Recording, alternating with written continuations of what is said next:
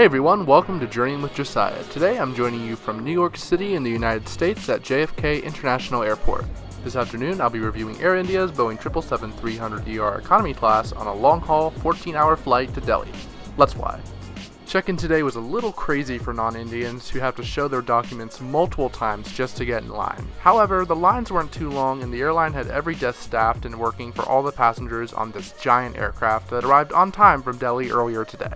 Now, I want to make it clear that I will be as fair as possible with Air India in this review. Many know that their reputation is horrible. They were purchased by the Tata Group in 2021 with promises for improvement, so they are still in a transitional phase when it comes to upgrading their in-flight product. Air India's 777 fleet is made up of a mix of aircraft purchased new for the airline in the late 2000s, and aircraft that they just leased to meet the new increase in travel demand. The leased aircraft still have their modern cabins from their previous airline, while the old ones have been barely touched since they were purchased 15 years ago. Unfortunately, the new aircraft only fly out of Mumbai, leaving me with a notoriously bad product to review today on this 16-year-old 777 delivered new to Air India in June of 2008. So, to keep it fair, I'll try to focus mainly on what Air India should have already been able to improve when I'm doing my criticism. Just hold tight for my final thoughts that I will give at the end of the video. Now, back to the review. Right away, I was impressed that Air India was sending me travel updates, including baggage tracking to my WhatsApp. This is actually the first time I've seen a non-American airline do this, so it was a great first impression. Another great first impression was Air India's very generous baggage allowance. In all fares of economy class, passengers get 2 free checked bags. You don't really see this on many other airlines. After probably the 10th passport, boarding pass, and visa check, it's time to get on board my new home for the next 14 hours.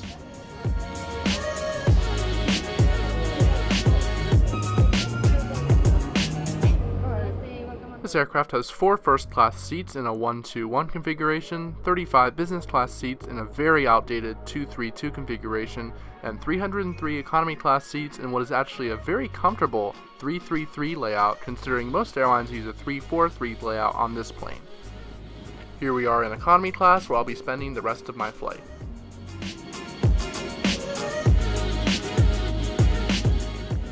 And now I have to walk back to my seat because I just realized that Air India reassigned the seat I chose months ago when I booked this flight without my permission or without informing me. That's not good. While I make the embarrassing walk back to the front of the plane, I'll comment that the overhead bins on this plane have not been upgraded, meaning that there were some problems fitting everyone's luggage. However, it was great to see how incredibly patient, helpful, and kind the crew were during that whole process. The seats themselves have seen better days, with the once plush padding being worn down. The headrests are still comfy though. Each passenger was given a pillow and headphones. There were no blankets. The seat recline was pretty average. Each seat is equipped with an entertainment screen, a USB port, a literature pocket, a pretty rickety old tray table, and a nice seat back pocket with mini pockets for your personal items. The legroom is outstanding. I thought I found the best economy class legroom on Delta's CRJ900, but Air India's 777 takes that trophy. We also have the added bonuses of a water bottle holder and a footrest. While the screen is a touchscreen, there's also a remote in the armrest along with the recline function. In the overhead panel there are air vents, which is helpful because India is not known to be a very cold country. I've always heard that Air India struggles with cleanliness, and I will say that it was unfortunately subpar on this flight. The floors needed some vacuuming and the tray tables needed a bit of wiping, but worst of it was my pillow was covered with somebody else's hair.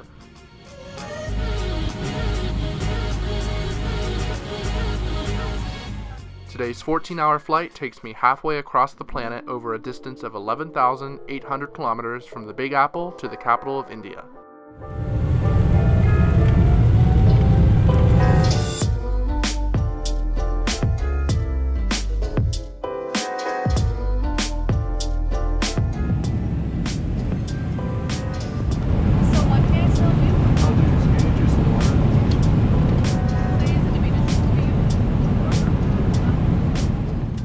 The cheery crew started the beverage service right away with complimentary water, soft drinks, juices, and alcohol. We were also served a small savory snack.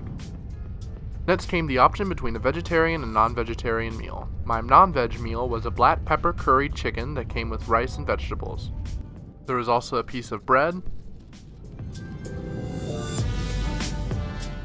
drinking water, chocolate mousse, a salad, butter, coffee creamer, and a cutlery packet.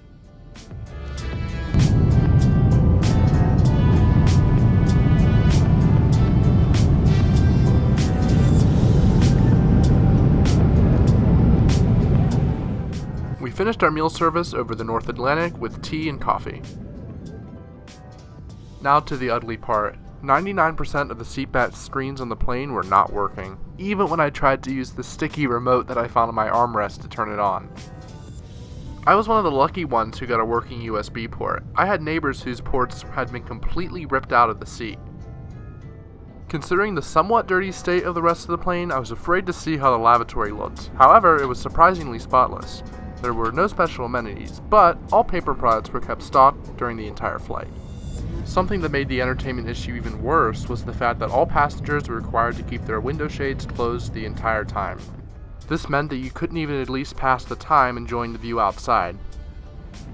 I had settled down to catch some sleep, but was surprised to see cabin lights on and food being served 3 hours after our last meal, so about 5 hours into the flight. Once again, we could choose between veg or non-veg. This time around, I went with the vegetarian option, which came with paneer biryani, a cup of water, some blueberry cheesecake, and a chickpea salad. There was no drink service, which I found very odd.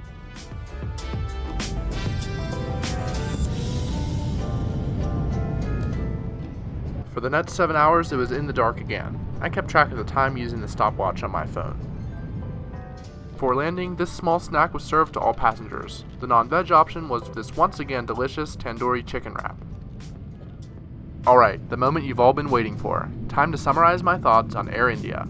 The airline has promised to upgrade its 777 fleet throughout 2024 and 25. However, these upgrades have yet to come to the JFK to Delhi route, so I'm going to critique the airline based on the changes they could have already implemented. But first, let's start with the positives. Air India has a very generous baggage allowance policy, one of the best in the entire world. Their automatic baggage tracking notifications also exceeded my expectations. In addition, the airline also offers the best network to connect onto in India, making it a good choice for me as a traveler connecting onto a domestic flight to Chennai after landing in Delhi. Once on board, Air India's crew are 5-star. I was deeply impressed with how calmly they dealt with the complaints of the difficult passengers on board this flight. There was also a medical emergency that occurred that they professionally jumped straight into action to assist. The seats on the Air India 777 also have great legroom and do offer a better width than other airlines. Finally, the food was delicious and true to Air India's national origins. Tata, Air India's new owners, have made it clear that they hope to make Air India the king of the sky it once used to be. However, there are a lot of changes that they could have already made but are still missing that are keeping the airline from being a good one. The cleanliness was unacceptable. The pillows that they provide need to be clean. This is the first time I've ever had to question whether to use an airline's provided amenities. I was also shocked to not have blankets on a 14-hour flight. It would also be nice to be provided with eye shades so that passengers can open their window shades without disturbing others. The food service, while delicious, was kind of confusing. It would have made a lot more sense to serve the snack between the two hot meals rather than end with it. The only drink service was during the first meal service, leaving me thankful that I had brought my own water bottle along. For an ultra long haul flight where it is crucial to stay hydrated, this is pretty unacceptable. I'm sure the crew would have provided it upon request, but good airlines take the initiative on those sorts of things for you. So here's the question you're probably asking yourself. In Air India's current state on the JFK to Delhi route, are they the airline you should choose? Well, it depends on what you can handle. The other airline servicing this route is American Airlines, who likely have a much more modern and clean cabin. But American seats are likely to be less comfortable because they pack more people onto their 777 than Air India does. In the future, I'd probably choose American Airlines on this route because I just really prefer having a working seatback screen than having to download entertainment on my phone. But I would definitely reconsider this once Air India upgrades this plane. That's not to say Air India isn't survivable though. If you're okay with pushing through some of the negatives I listed, you'll be fine. Get your notepads out because I'm going to give you a list of what you should bring on this flight to make it through. Number 1, bring downloaded entertainment on your device. Number 2, a power bank. Number 3, antiseptic wipes and hand sanitizer. Number 4, water and snacks, and finally, number 5, a jacket or blanket to stay warm. Bring these, and flying Air India from JFK to Delhi is survivable. Now, enjoy this beautiful landing into the piping hot capital of India.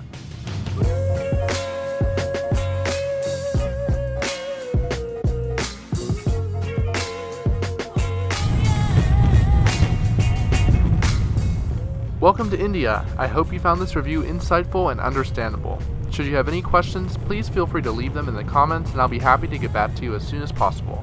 During my trip to India, I had the opportunity to fly 3 other very interesting flights in the country, so be sure to subscribe and stay tuned for those reviews. Until then, take care, God bless, and keep flying.